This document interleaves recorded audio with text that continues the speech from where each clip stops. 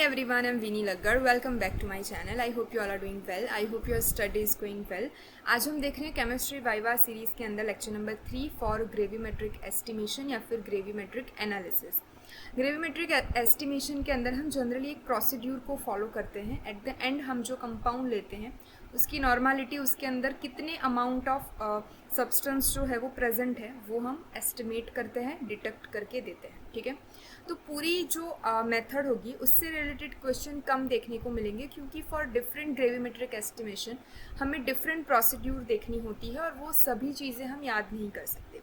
लेकिन सभी प्रोसेस में कुछ ऐसी कॉमन चीज़ें होती हैं जो हमें याद रखनी होती है, जो सभी में पूछी जाएगी। तो उन कॉमन चीज़ों के अराउंड हमें क्वेश्चन वाइवा में पूछे जाएंगे। सो ग्रेविमेट्री से रिलेटेड क्वेश्चन आपको कम देखने को मिलेंगे, लेकिन वही सारे क्वेश्चन सभी ग्रेविमेट्रिक एनालिसिस के लिए कॉमन रहेंगे। तो वो सभी चीज़ें हम आज के वीडियो लेक्चर के अंदर डिस्कस करेंगे। सबसे पहले तो ग्रेविमेट्रिक सॉल्यूशन के अंदर जो हम सॉल्यूशंस यूज़ करते हैं उसमें एक सॉल्यूशन हम यूज़ करते हैं बफर सॉल्यूशन। तो बफर सॉल्यूशन क्या होता है वो आपको पूछा जा सकता है। जनरली लैब में हमें बफर सॉल्यूशन बना के दे देते हैं और हमें बोल देते हैं कि इस रैक के ऊपर ये वाला जो कंटेनर है उसके अंदर बफर सॉल्यूशन होगा।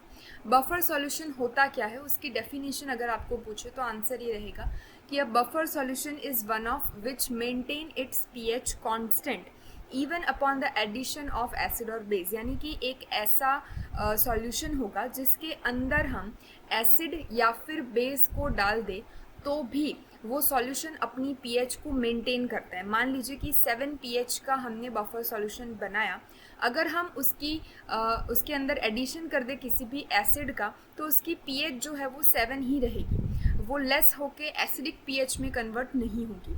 तो अपनी जो पीएच है वो कांस्टेंट मेंटेन करता है सॉल्यूशन।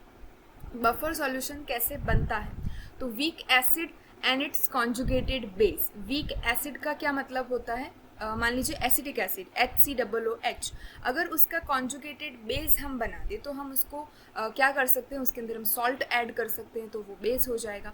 तो weak acid and it's conjugated base और वीक बेस या फिर उसका कॉन्जुगेटेड एसिड, इन सभी को मिक्स करके हम क्या बना सकते हैं, बफर सॉल्यूशन बना सकते हैं।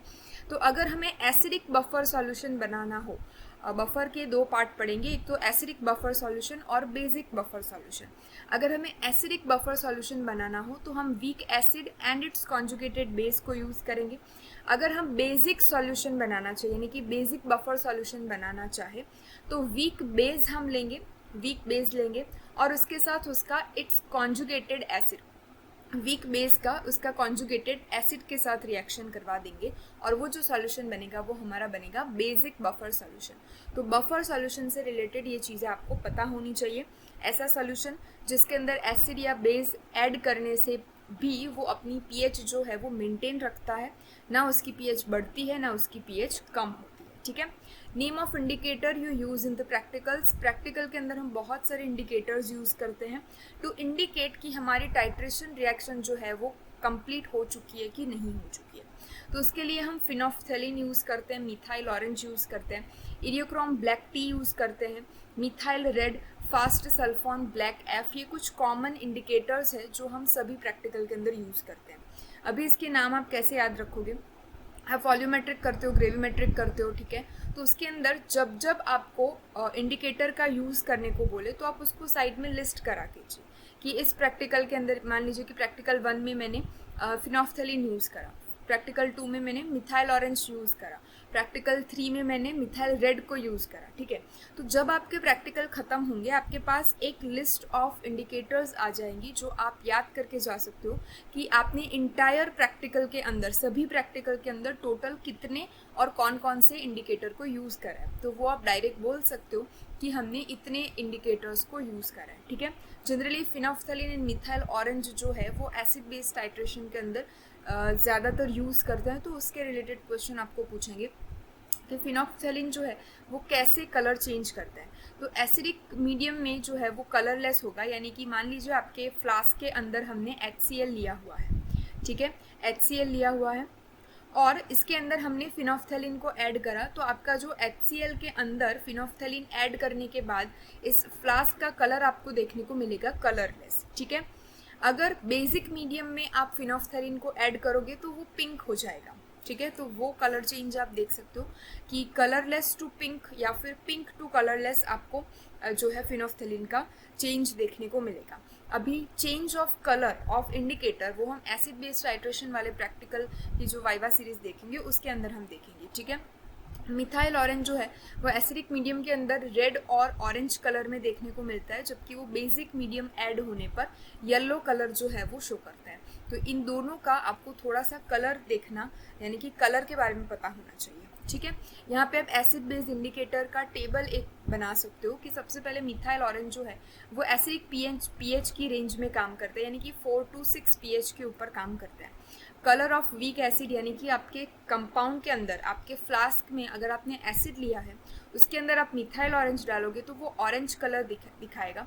ऊपर से अगर आप बेस ऐड करते जाओगे तो टाइट्रेशन होने के बाद 1 या 2 ड्रॉप पड़ने के बाद जब आपका फ्लास्क पूरा बेसिक मीडियम हो जाएगा तो वो येलो कलर शो करेगा, ठीक है। यहाँ पे कुछ और इंडिकेटर के जो नाम है वो बताए गए, आपने यूज़ करे भी हो सकते हैं, नहीं भी करे हो सकते हैं। अगर आप एमएससी में हो आपने ये सारी चीज़ें यूज़ करे हो सकते हैं। एलिजिडिन येलो है, फिनोफ्थेलिन, थाइमोल ब्लू, ये सारे हम एमएससी में भी यूज़ करते हैं, ठीक है।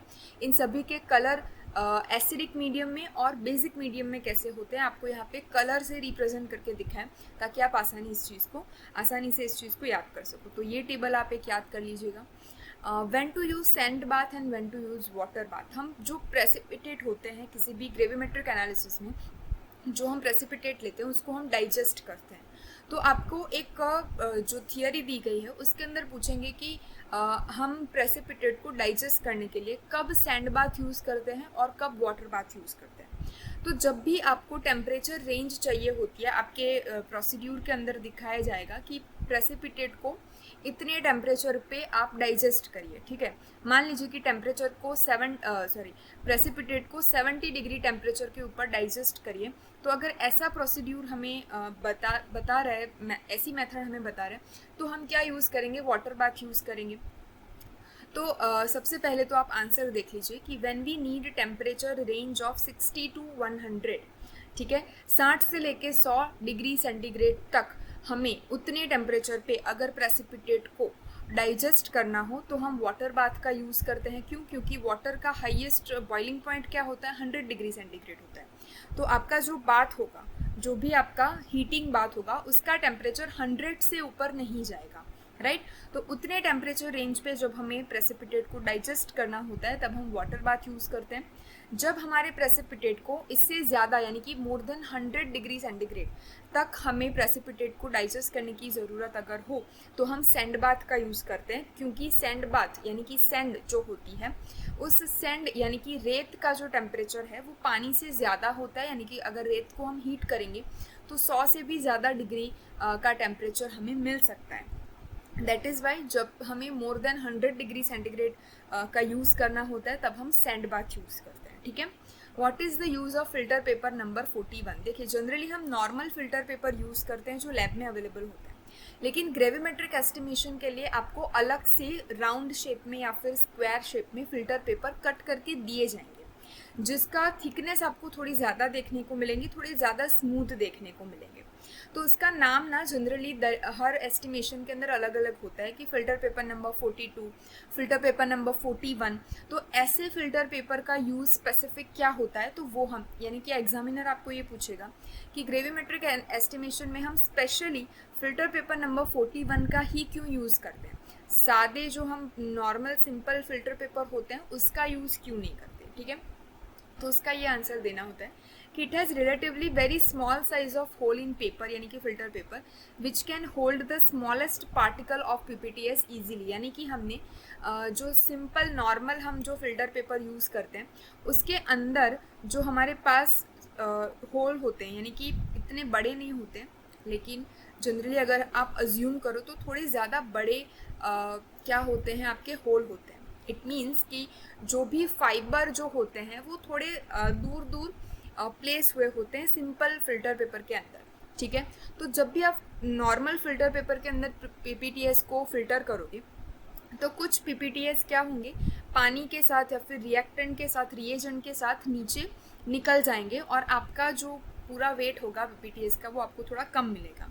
जबकि ग्रेविमेट्रिक एनालिसिस के अंदर हमें exact weight of particular amount of substance कितना है उस कंपाउंड के अंदर वो डिटेक्ट करके देना होता है।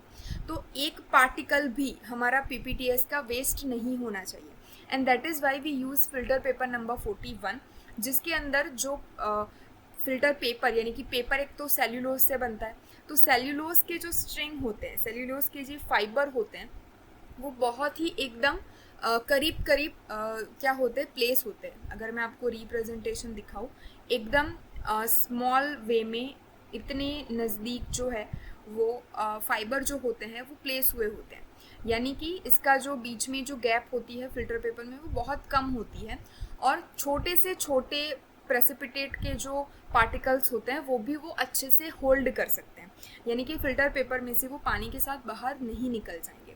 तो ये रीज़न होता है कि ग्रेविमेट्रिक एनालिसिस में स्पेशली हम फिल्टर पेपर नंबर 41 को यूज़ करते हैं, जिससे हमें एक्यूरेट वेट ऑफ कंपाउंड मिल सके। What is stock solution? Stock solution किसे बोलते हैं? स्टॉक सॉल्यूशन से रिलेटेड चीज़ें आपको फिजिकल के प्रैक्टिकल में भी पूछे जाते हैं। फिजिकल प्रैक्टिकल जब आप करते हो तब उसके अंदर भी हम स्टॉक सॉल्यूशन यूज़ करते हैं। तो स्टॉक सॉल्यूशन किसे बोलते हैं? तो वो हाईली कंसनट्रेटेड सॉल्यूशन होता है जिसमें से हम फर्दर डाइल्यूट सॉल्यूशन बना सकते हैं। ठीक है, मान लीजिए कि 5 मोलर का आपको कंसनट्रेशन वाला HCl हाइड्रोक्लोरिक एसिड बना के दे दिया, which is a stock solution. अभी 5 मोलर में से आपको 0.01 मोलर की यानी कि इतनी कम जो है वो मोलालिटी वाले डाइल्यूट HCl को हमें प्रिपेयर करना हो, तो हम पानी को ऐड करेंगे उस HCl के अंदर और उसको हम डाइल्यूशन बना सकते हैं। तो ऐसा एक जो है वो सॉल्यूशन जिसके अंदर से हम फर्दर डाइल्यूट सॉल्यूशन को प्रिपेयर कर सकते हैं, तो ऐसी हाईली कंसनट्रेटेड कंटेनिंग सॉल्यूशन को हम बोलेंगे स्टॉक सॉल्यूशन। ठीक है, तो इतने क्वेश्चन थे आपके ग्रेविमेट्रिक एनालिसिस से रिलेटेड। आपको इंडिकेटर के बारे में पता होना चाहिए, बफर सॉल्यूशन के बारे में पता होना चाहिए, और ये कुछ जनरल सी चीज़ें हैं जो हम यूज़ करते हैं ग्रेविमेट्रिक एनालिसिस के अंदर। डेफिनेटली क्वेश्चन कम है, लेकिन यही सारी चीज़ें आपको रिपीटेडली पूछी जाती है, right. Tip of the lecture, यानी कि हर एक लेक्चर में हम एक ट्रिक जो है और टिप्स जो है वो शेयर करते हैं रिलेटेड वाइवा क्वेश्चन।